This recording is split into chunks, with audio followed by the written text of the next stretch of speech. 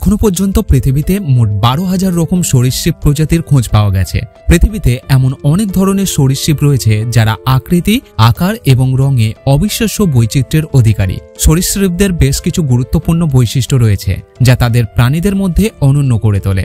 সরীসৃপ প্রজাতির বেশিরভাগ প্রাণীগুলোই ভয়ানক হয়, তবে এইসব ভয়ানক প্রাণীগুলোর মধ্যেও যে অদ্ভুত বৈশিষ্ট্যগুলো রয়েছে তা আপনাকে অবশ্যই অবাক করবে। আজকের ভিডিওতে সরীসৃপ প্রজাতির কিছু প্রাণীদের ইউনিক বৈশিষ্ট্য এবং অদ্ভুত সিক্রেট দেখতে পাবেন, যা দেখার পর আপনি হয়তো আপনার চোখের উপর বিশ্বাস হারিয়ে ফেলবেন। তো চলুন শুরু করা যাক।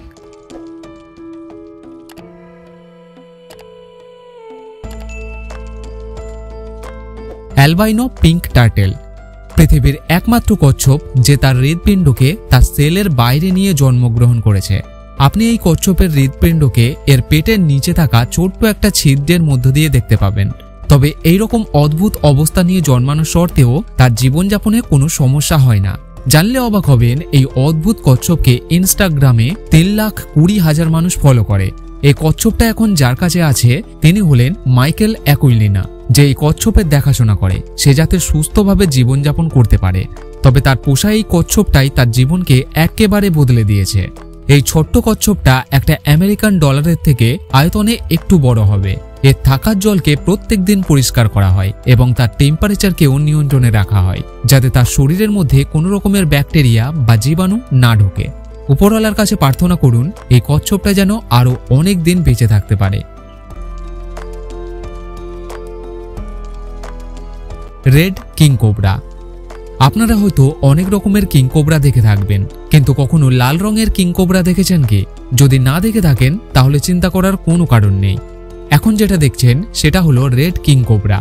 দেখে মনে হবে এদের গায়ে রং করা হয়েছে, কিন্তু এদের এটা প্রাকৃতিক রং। এরা জন্ম থেকেই এই রকম লাল রঙের হয়ে থাকে। এদের গায়ের রং যেমন অন্য সব কিং কোবরার থেকে আলাদা, তেমনি অন্য প্রজাতির কিং কোবরার থেকে এরা অনেক বেশি বিষাক্ত। এই প্রজাতির কিং কোবরা কামড়ালে খুব অল্প সময়ের মধ্যেই মানুষের মৃত্যু হয়। তবে এই সাপকে যদি বিরক্ত না করা হয় তাহলে এই সাপ কাউকে কামড়ায় না, কিন্তু এদের চলার পথে বাধা হলে কিংবা ভয় পেলে তবেই এরা আক্রমণ করে। এদের বিষ এতটাই বিষাক্ত যে এরা একবারে এতটা পরিমাণে বিষ বের করে যে বিষে 20 জন মানুষ সহজেই মারা যাবে। শুধু মানুষ না, একটা পূর্ণবয়স্ক হাতিও মারা যাবে। এই সাপ কামড় দিলে কিছুক্ষণের মধ্যেই মানুষের শরীর প্যারালাইজড হবে, তারপর কার্ডিয়াক অ্যাটাকের মাধ্যমে মৃত্যু হবে। Galapagos marine iguana. এই ম্যারিন ইগুয়ানা ল্যান্ড ইগুয়ানার থেকে একেবারে আলাদা। এরা জলের ভিতরে সাঁতার কাটতে পছন্দ করে। অবাক করার বিষয়টা হলো এরা জলের জন্তু না হওয়ার সত্ত্বেও কোনো সমস্যা ছাড়াই একটানা 60 মিনিট জলের নিচে থাকতে পারে। তবে এরকমটা এরা তখনই করে যখন খাবার খোঁজার জন্য জলের নিচে যায়। এই ম্যারিন ইগুয়ানা সমুদ্রের নিচে জন্মানো অ্যালগি খাবার হিসেবে খায়। এই নিরামিষভোজী জন্তুটি সমুদ্রের জলে 9 ফুট গভীরে পর্যন্ত যেতে পারে। এর লম্বা নখ এবং তীক্ষ্ণ দাঁত পাথরের গায়ে থেকে খাবার খেতে সাহায্য করে। দেখে ভয়ানক মনে হলেও এই ইগুয়ানা শাকাহারী। জলের নিচে খাবার খোঁজা এই সরীসৃপ 5 ফুট পর্যন্ত লম্বা হয় এবং এদের ওজন হয় প্রায় 3 পাউন্ড। এদের একটা বিশেষ বৈশিষ্ট্য হলো মিটিং সিজনে এদের গায়ের রং আরও উজ্জ্বল হয়। পুরুষ ইগুয়ানা নীল, সবুজ এবং স্ত্রী ইগুয়ানা হালকা গোলাপি রঙের হয়ে থাকে। এরা জীবনের বেশিক্ষণ সময়টাই সমুদ্রের জলে কাটানোর জন্য এদের শরীরে প্রচুর পরিমাণে নুন ঢোকে। তবে এদের চামড়ার গঠন এমন যে তেমন কোনো ক্ষতি হয় না। স্নেকনেক টার্টেল।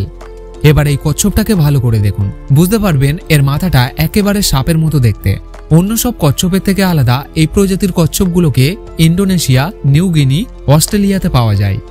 1891 সালে জন অ্যালবার্ট বলেঙ্গার ইন্দোনেশিয়ার রোটি আইল্যান্ডে সর্বপ্রথম এই প্রজাতির কচ্ছপের খোঁজ পায়। এদের সংখ্যা খুবই কম। এই কচ্ছপকে নিয়ে যখন রিসার্চ করা হয় তখন জানা যায় প্রায় 70 মিলিয়ন বছর আগে, অর্থাৎ ডাইনোসরের সময়েও এরা পৃথিবীর বুকে ঘুরে বেড়াতো। আর এই কচ্ছপগুলো পুরানো হওয়ার জন্য অনেকেই আছে যারা কোটি কোটি টাকা খরচ করে এগুলোকে কিনে রাখে। তারা এই কচ্ছপগুলোকে সৌভাগ্যের প্রতীক বলে মনে করে। Pac-Man frog. সাউথ আমেরিকার জঙ্গলে বসবাস করা এই অদ্ভুত ব্যাঙটাকে দেখুন।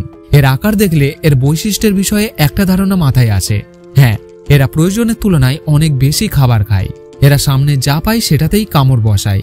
খাবার খাওয়ার বিষয়ে এরা কোনো বাছবিচার করে না।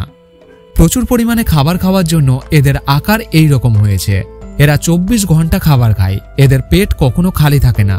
খাবার যোগ্য কোনো জিনিস দেখলেই এরা তার উপরে ঝাঁপিয়ে পড়ে। এই ব্যাঙের শরীর এবং এর মুখের আকার শিকার ধরে খাওয়ার জন্য একেবারে উপযুক্ত। এই ব্যাঙ বিভিন্ন রঙের হয়।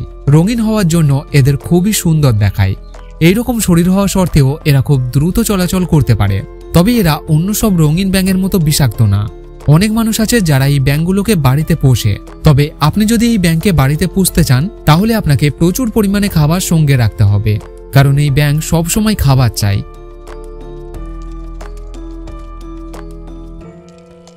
লেগলেস লিজার্ড। যে সমস্ত সরীসৃপের পা নেই তাদের সহজেই সাপ বলা যায়, কিন্তু এটাকে দেখে মনে হবে এ যেন উপরওয়ালার এক আশ্চর্যজনক সৃষ্টি। এটা কোনো সাপ না, এটা এক প্রজাতির লিজার্ড।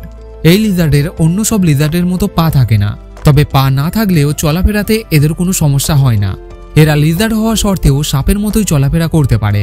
এদের শরীর সাপের মতো লম্বা, তবে এরা মোটেও সাপ না। সাপ এবং এই লিজার্ডের মধ্যে খানিকটা পার্থক্য রয়েছে।